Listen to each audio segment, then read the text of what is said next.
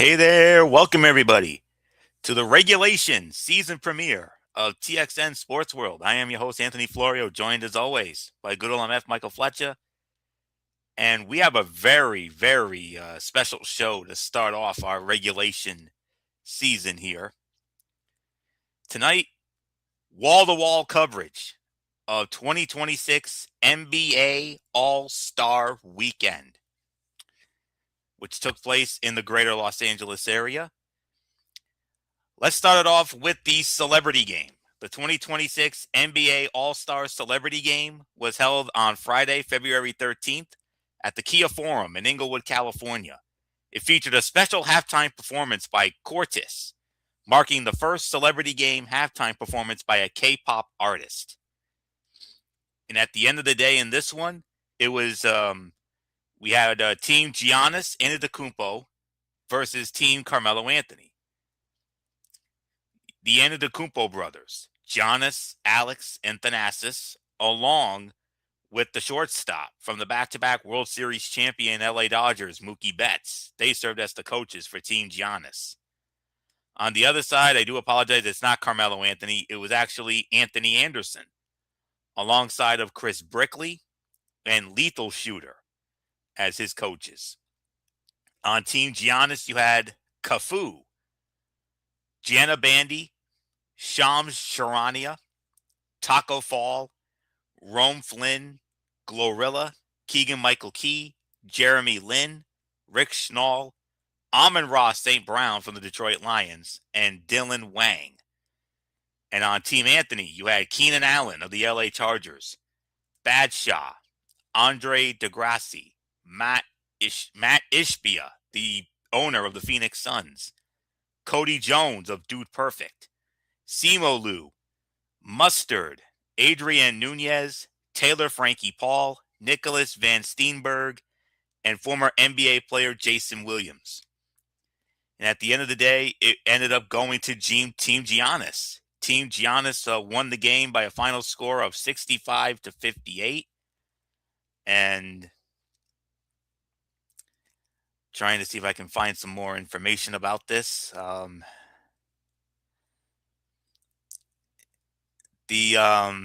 was trying to see who was the MVP for this game, but I don't know who that was, but nonetheless, Team Giannis won the NBA celebrity game, the All-Star celebrity game, by a score of 65-58.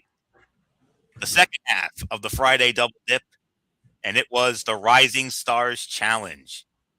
Team Austin, coached by Austin Rivers, squared off against the team coached by Carmelo Anthony, another team coached by Tracy McGrady, and another team coached by Vince Carter. Well, they all served as honorary coaches. The real head coaches, Fred Vinson for Team Austin. I don't know who it was for Team Mello because I don't have that information here. It came up as blank. Luke Walton was the head coach for Team T-Mac, and for Team Vince, Corliss Williamson served as the head coach. And in the Rising Stars game, the first game featured Team Austin versus Team Mello. Team Mello winning the game 40-34, and Team Vince defeating Team T-Mac by a score of 41-36. And then from there, and then in the final, Team Vince defeated Team Mello 25-24.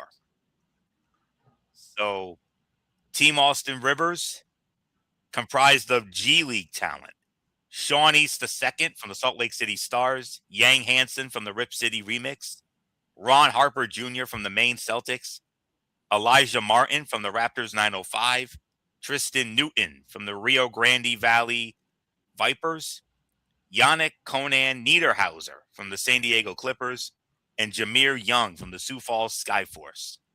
Representing Team Carmelo Anthony, it was Ace Bailey from the Utah Jazz, Stephon Castle from the San Antonio Spurs, Donovan Clingan from the Portland Trailblazers, Jeremiah Fears from the New Orleans Pelicans, Dylan Harper of the San Antonio Spurs, Colin Murray Boyles of the Toronto Raptors, and Reed Shepard from the Houston Rockets. Representing Team T-Mac, Bub Carrington from the Washington Wizards, Trey Johnson from the Washington Wizards, Con Kneppel from the Charlotte Hornets, Zachary Rissache from the Atlanta Hawks, Cam Spencer from the Memphis Grizzlies, Jalen Tyson of the Cleveland Cavaliers, and Khalil Ware from the Miami Heat. And for Team Vince, it was Carter Bryant from the San Antonio Spurs, Mattis Buzelis from the Chicago Bulls, Igor Demon from the Brooklyn Nets, VJ Edgecombe from the Philadelphia 76ers, Tyshawn George of the Washington Wizards, Derek Queen of the New Orleans Pelicans, and Jalen Wells from the Memphis Grizzlies. Team Vince wins it all. In the first game, Team Mello defeating Team Austin 40-34. And all of this took place at the Intuit Dome in Inglewood. Let's see. Klingon and Shepard each had 9 points. Ace Bailey, 3 rebounds. Stephon Castle, 5 assists. Team Vince defeating Team T-Mac 41-36. VJ Edgecombe, 17 points and 5 rebounds to lead the way for Team Vince. For Team T-Mac, Jalen Tyson, 10 points and 5 rebounds for him. And then in the championship game, Team Vince defeating Team Mello 25-24. VJ Edgecombe with 6 points. For Team Vince, Dylan Harper, 8 points and 5 rebounds for Team Mello. And I'll tell you what, celebrity game, that's usually, that's more spectacle than anything else. But Team Giannis winning that, with the 3 Antetokounmpo brothers and Mookie Betts from the LA Dodgers. I mean, that's a very formidable coaching staff right there. And Anthony Anderson, we all know Anthony Anderson. Let's not forget, before he became the big star that he is now, he started on a basketball show, one that MF and I hold very near and dear to our hearts, one of our favorites growing up, Hang Time, the old TNBC sitcom. Anthony Anderson joined the show in season 2. And he did a great job on that show. That's where he got his big break. And so he knows his ball. He knows his ball. Believe me, he does. But it was Team Giannis picking up the win, 65-58 to win the celebrity game. And not much more to say there. Rising Stars. Very fun. All 3 games were very fun. Showcasing the future of the NBA. The future is in great hands. And Team Vince Carter winning it. Defeating Team Mello 25-24 in the final. All 3 games went down to the wire. And just a fun games all the way around. And the Rising Stars get more and more entertaining as the years go by, and I think that format should stick around. I think they should keep that format going forward. I like that, and we're going to get more into that when we get into the All-Star game itself. So a good start to the weekend on the Friday. So not much more. MF, let's get your thoughts on the Friday happenings of All-Star Weekend, the Celebrity Game and the Rising Stars Challenge. Yeah, first off, for the Celebrity Game, it's kind of more like if you're a fan of the old school MTV Rock and Jock, that's what it was. It's a collective of some of your favorite celebrities, either through movies, music, whatever, pop culture. There are some NBA talent, guys who were in the league or were big names in the league at one time. They get to perform in front of, all the crowd, everything else. This game used to be similar to the NBA Inside Stuff, the Stay in School program. They used to have these special events.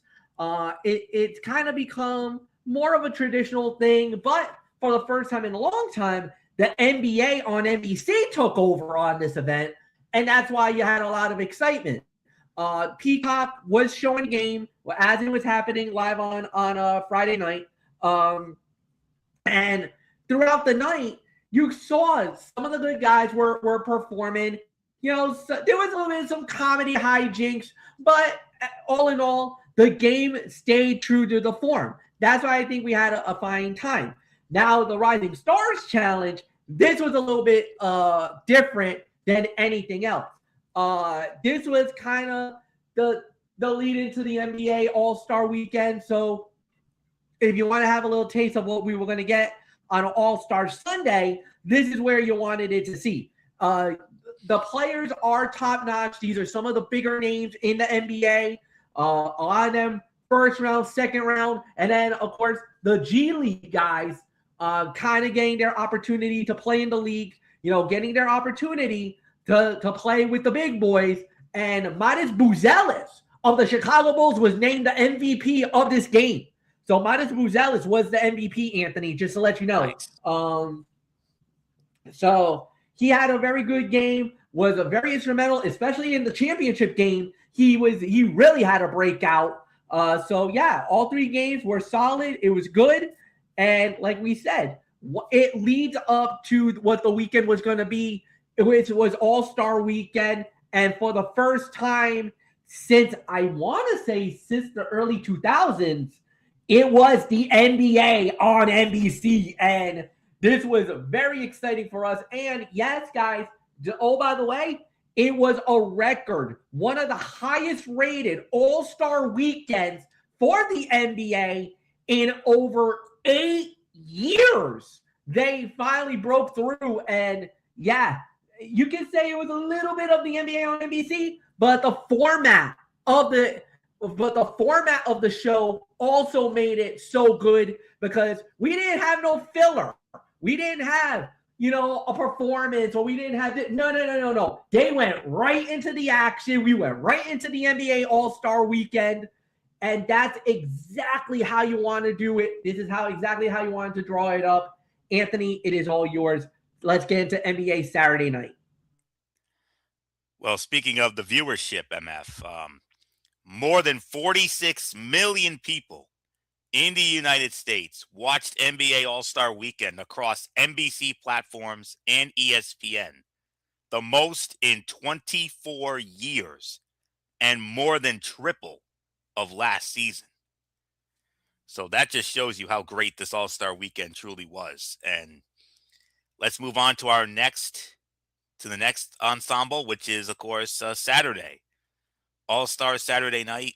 Well, in this case, All-Star Saturday. It wasn't really All-Star Saturday night because they started it at a special start time, 5 p.m. Eastern, because of the continuing coverage of the Winter Olympics, in prime time, of course. So that's why they started it earlier than usual. Intuit Dome, Los Angeles, California, NBC and Peacock had it. We started it off with the 3-point shootout. In no particular order, we had Damian Lillard of the Portland Trail Blazers, Devin Booker of the Phoenix Suns, Con Kneppel of the Charlotte Hornets, Donovan Mitchell of the Cleveland Cavaliers, Norman Powell of the Miami Heat, Jamal Murray of the Denver Nuggets, Tyrese Maxey of the Philadelphia 76ers, and Bobby Portis Jr. of the Milwaukee Bucks. Only the top three advanced into the final round. In the first round, Bobby Portis Jr. with a total of 15. Tyrese Maxey scored 17. Jamal Murray had 18. Norman Powell, 23. Donovan Mitchell, 24. And the top three, Damian Lillard and Con Kneppel, 27 points each. But the winner of the round was Devin Booker of the Phoenix Suns, 30 points in the first round. And then in the final, I know deep down, we all know MF was pulling for his former Dookie, Con Kneppel of the Charlotte Hornets, but unfortunately, he finished in third with 17. Finishing second with a score of 27 was Devin Booker, and the winner with a final round score of 29, Damian Lillard of the Portland Trail Blazers. And he makes history. Only the third man in history to win the 3-point shootout 3 times. The other two, Larry Bird of the Boston Celtics and Craig Hodges of the Chicago Bulls. Very elite company. And on top of that, Damian Lillard, you remember last year in the playoffs, he tore his Achilles. He had not played a single snap in the NBA this season. He walked onto that court for the first time all season long, and he goes and wins the three-point shootout. Absolutely incredible. We then had the return of the shooting stars. You would think it was going to be the that skills competition, but it was discontinued after the controversy of last year. We all remember when the San Antonio Spurs cheated, and I think the NBA saw the writing on the wall, and they were like, yeah, we're going to discontinue this event. We're going to bring back the shooting stars. 4 teams of 3. We had Team All-Star, Scotty Barnes of the Toronto Raptors, Chet Holmgren of the NBA champion Oklahoma City Thunder, with their legend, Richard Rip Hamilton out of UConn and the Detroit Pistons, of course. We also then had Team Harper, three Harpers. Dylan Harper of the San Antonio Spurs, Ron Harper Jr. of the Boston/Maine Celtics, and of course, the legend Ron Harper Sr. from the Chicago Bulls in the 90s. Team Cameron, named after Cameron Indoor Stadium, the home of MF's Duke Blue Devils. You had Con Kneppel of the Charlotte Hornets. You had Jalen Johnson of the Atlanta Hawks. And the legend representing Duke, Corey Maggette, from that legendary team in 1999. We all know how loaded and how damn good that team was. And then finally, we had Team New York Knicks. Jalen Brunson and Karl Anthony Towns representing the current installment of the Knicks. Their legend, Allen Houston. Team All-Star, first round score of 16. Team Harper finished with 18. Team Cameron had 24. Team New York Knicks with 31. So it came down to Team Knicks and Team Cameron in the final. Team Cameron with a respectable score of 38. However, it was the Team New York Knicks with 47 points. Team Knicks wins the Shooting Stars. And in the final event of the day, the slam dunk contest, Carter Bryant of the San Antonio Spurs, Jackson Hayes of the Los Angeles Lakers, Keshad Johnson of the Miami Heat, and Jace Richardson of the Orlando Magic. The judges, Julius Erving, Dominique Wilkins, Dwight Howard, Corey Maggette, and Brent Barry. Jace Richardson had a total cumulative score of the first round of 88.8. Jackson Hayes with a cumulative score of 91.8. Carter Bryant, 94.8. And Keshad Johnson, 92.8. So Keshad Johnson of Miami, Carter Bryant of San Antonio, they moved on to the final. Carter Bryant with a cumulative score of 93. And with a cumulative score of 97.4, the winner of the slam dunk contest, Keshad Johnson of the Miami Heat. So with all that being said, those are all the schematics. So MF, All-Star Saturday. Your thoughts on that? Very exciting stuff, especially that 3-point shootout, man. Unbelievable. One of the best I've ever seen. I wonder why this is not the main event now. Exactly. I kind of feel like the 3-point shootout is now the new main event. I'm a little surprised that they brought it out first.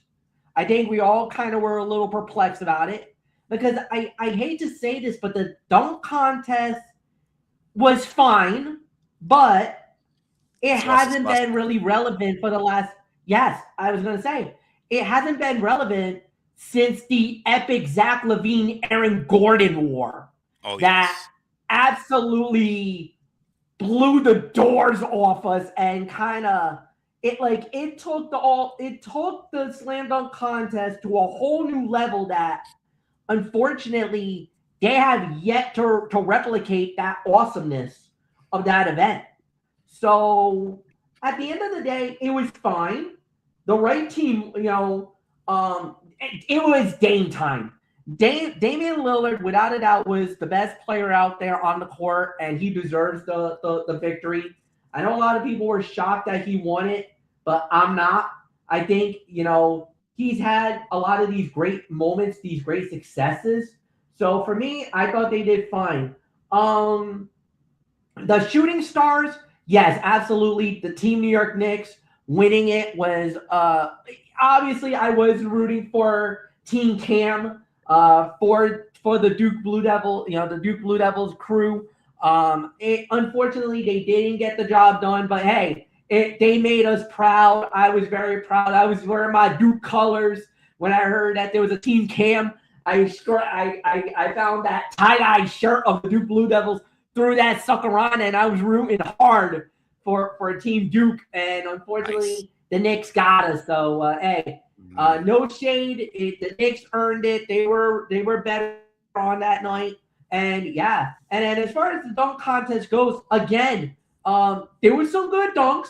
I'm not saying it was total garbage, but it just didn't live up to the hype. Like, it was good, but it wasn't great. It wasn't spectacular. It wasn't like we weren't blown away. There wasn't like one moment where we're like, oh my God, like how we used to.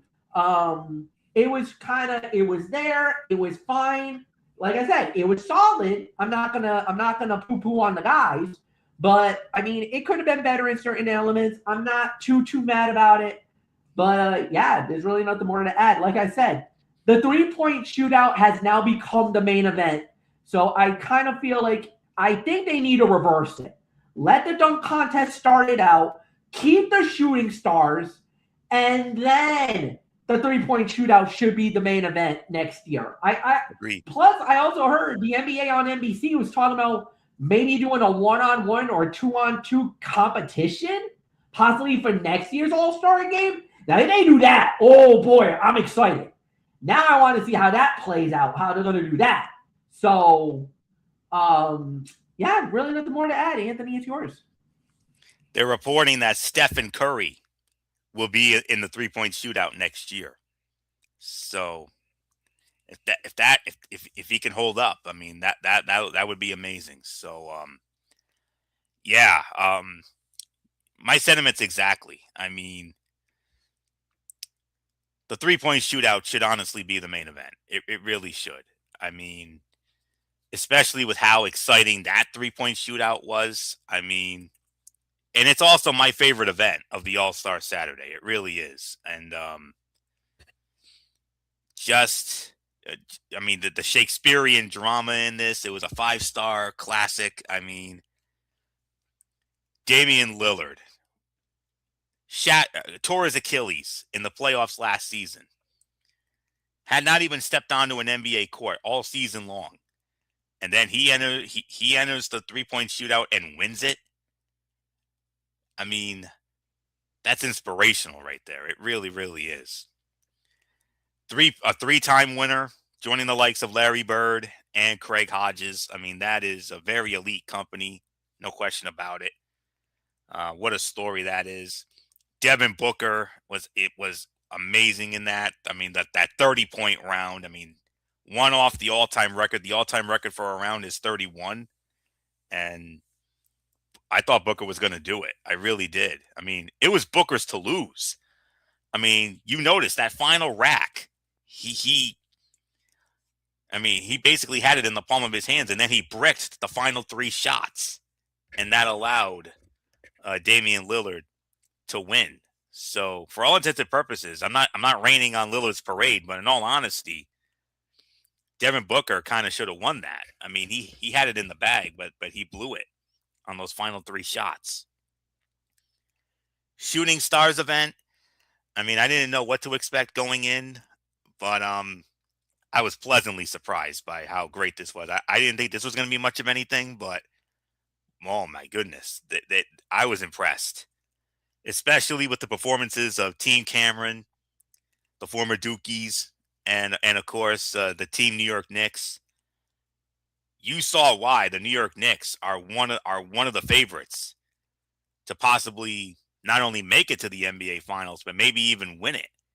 I mean, it's been 53 years since that team's won a championship. So I know how awesome that had to feel for the Knicks and their fans. I mean, it felt like a championship victory, even though it was an all-star competition. But um, the Knicks, I tell you, they're the real deal, and they're a team that that we should most certainly be keeping an eye on. You know, especially 2 months from now when we start the NBA playoffs. So congratulations to them. Very impressive performance. But hey, Team Cameron, I honestly thought Team Cameron was going to win that. I mean, 38. That's a very, very respectable score. But the Knicks, man, they were just red hot. And Allen Houston with two 4-point shots that pretty much won it for the Knicks. And congratulations to them. They're a team to keep an eye out for, and there's no question about it. They are definitely in the running for the NBA championship. Never thought I'd hear myself say it, but it's true. This team is the real deal. So big win for them. Dunk contest has absolutely lost its luster. It really has. I mean, like MF said, the last time the dunk contest was even remotely exciting was the legendary throwdown with Zach LaVine and Aaron Gordon. I mean, since then, yeah, Mac McClung. I mean, when Mac McClung was winning those couple of contests in a row, I mean, he was fun to watch. I will admit that young man was fun to watch. But but like MF said, Gordon and Levine in I think that was in Chicago, wasn't it? Wasn't that in Chicago 2020?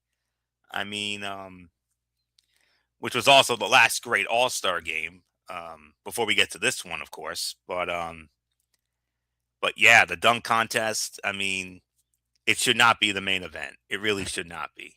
Um, like MF said, it should be the dunk contest first, then the shooting stars, and then the 3-point shootout as the main event. And I'm hopeful that Adam Silver and the crew will heed our suggestion and we'll go from there. So dunk contest was, it was just alright for me, as Randy Jackson would say on Idol. So that's all we can really say on that. But I love All Star Saturday. It's a lot of fun, and I usually look forward to that more than the All Star game itself. So but a very good All Star Saturday, especially the 3-point shootout and the shooting stars. And last but certainly not least, the All Star game itself. No more East versus West. We had changes. Oh, we had some changes, all right. Big time changes. On November 12th, back on November 12th of 2025, the NBA announced that the NBA All-Star Game would adopt a new USA versus the world format.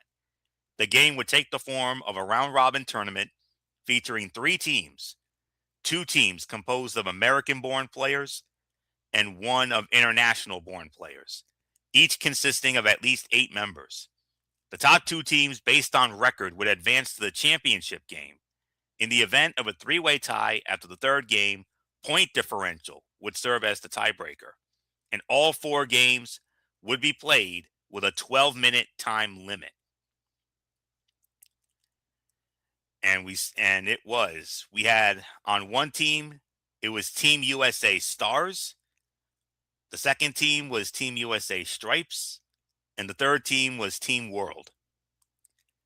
Representing Team USA Stars, the starters: Cade Cunningham from the Detroit Pistons, Tyrese Maxey of the Philadelphia 76ers, Devin Booker of the Phoenix Suns, Anthony Edwards of the Minnesota Timberwolves, and Jalen Duren of the Detroit Pistons. And for reserves, Scotty Barnes of the Toronto Raptors, Chet Holmgren from the NBA champion Oklahoma City Thunder, and Jalen Johnson from the Atlanta Hawks, and the head coach, J.B. Bickerstaff of the Detroit Pistons, who currently is my front runner for NBA Coach of the Year right now. with the incredible job he has done with the Detroit basketball Pistons this year, bringing them back to prominence. Team USA Stripes.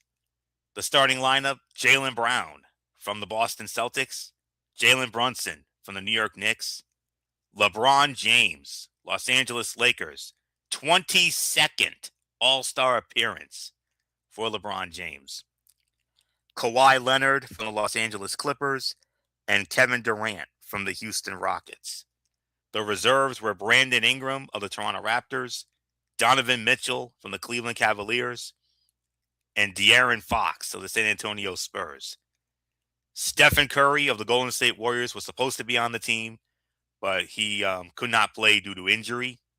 And the head coach, Mitch Johnson, from another surprise team, the San Antonio Spurs. He should also be in the running for Coach of the Year right now. And representing Team World, the starting lineup, Luka Doncic from the Los Angeles Lakers, Nikola Jokic of the Denver Nuggets, Victor Wembanyama of the San Antonio Spurs, Denai Avdija from the Portland Trail Blazers, and Jamal Murray of the Denver Nuggets. The reserves were Alperen Sengun of the Houston Rockets, Pascal Siakam of the Indiana Pacers, Karl Anthony Towns of the New York Knicks, and Norman Powell from the Miami Heat. 2 players out with injury, Giannis Antetokounmpo from the Milwaukee Bucks, and the reigning MVP of last season from the NBA champion Oklahoma City Thunder, SGA, Shai Gilgeous-Alexander. And the head coach was Darko Rajakovic from the Toronto Raptors. In Game 1, it was Team World versus Team USA Stars. USA Stars wins the game 37-35 in overtime. The quarter ended tied at 32, and then in overtime, they had the rule where the first team to score 5 points would advance to the next round, and it was Team USA Stars winning it. Victor Wembanyama leading Team World with 14 points and 6 rebounds. Anthony Edwards, 13 points to lead the way for Team USA Stars. Incredible game. That game alone was better than anything we saw last year or in the years preceding that. The second game was Team USA Stars versus Team USA Stripes. Team USA Stripes wins the game 42-40. For Team USA Stars, it was Cade Cunningham and Anthony Edwards with 11 points each. Leading the way for Team USA Stripes, Jaylen Brown from the Boston Celtics, 11 points. And then in the third game, Team World versus Team USA Stripes. Team USA Stripes wins that game 48-45. Team USA Stripes put up 48 points as a team. Kawhi Leonard scored 31 of them. 31 out of 48 points. What? What are we playing NBA 2K here? I mean, that's nuts. How can one man score 31 out of 48 points? That is craziness. But Kawhi Leonard did it.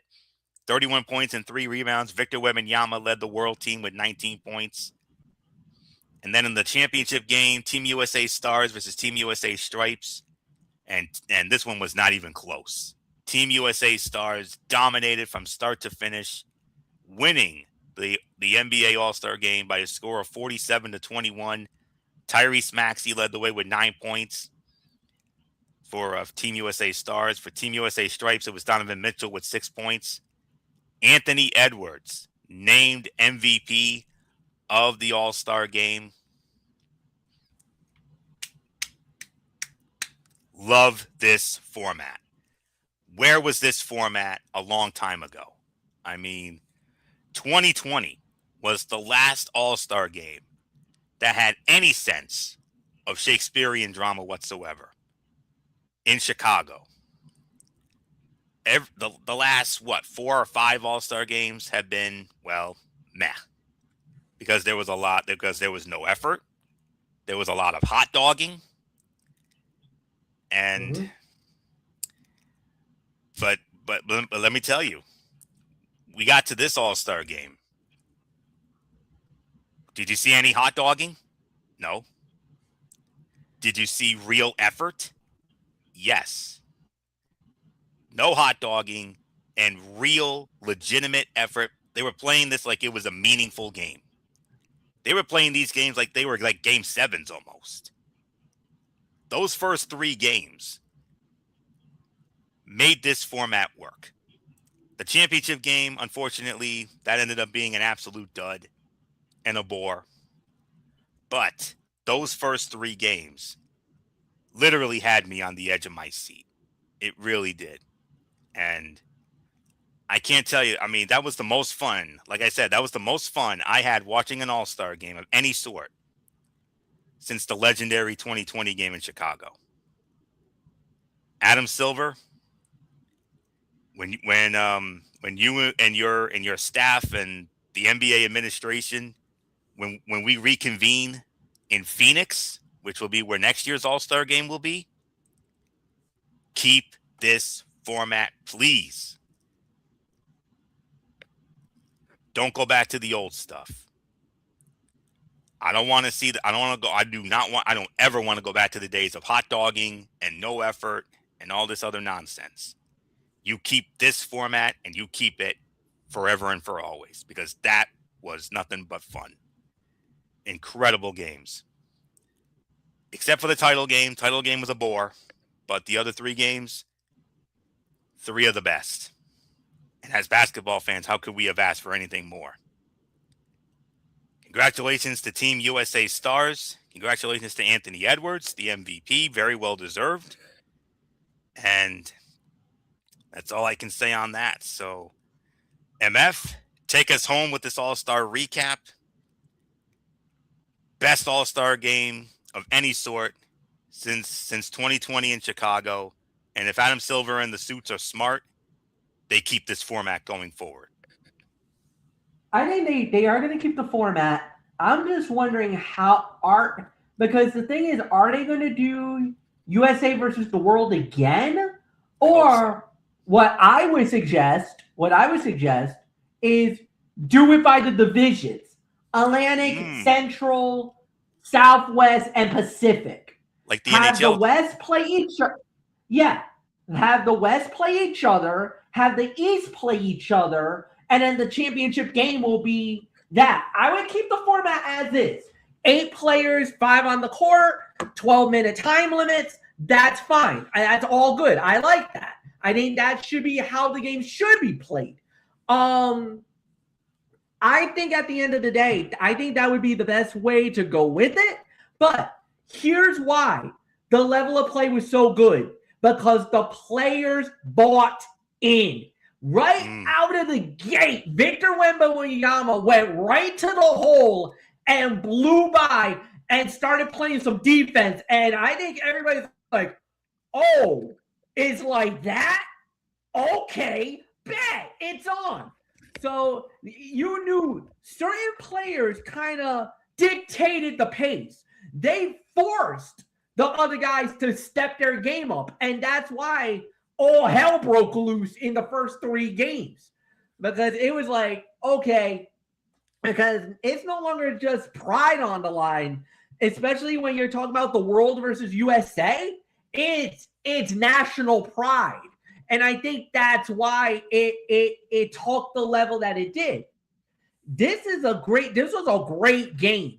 And for once, you could even tell the fans bought into it. We were buying into it. There was just a little something there that we were hoping for. And this is what Adam Silver was hoping for when he made this format. He hoped that the guys would buy in. Please make the effort, guys. Please. We got to make this work. At one way or another, we have to make this work. It worked. The players bought in. The fans loved it. I enjoyed the games. Anthony enjoyed the games. And even the viewership. The viewers were through the roof.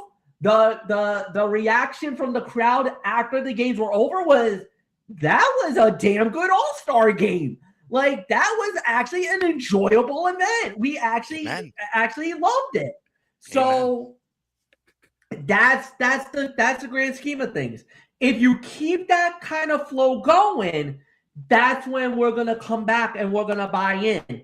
This was, without a doubt, a crowning achievement for the NBA. They've been getting a lot of flack lately because of the tanking and, players not giving maximum effort.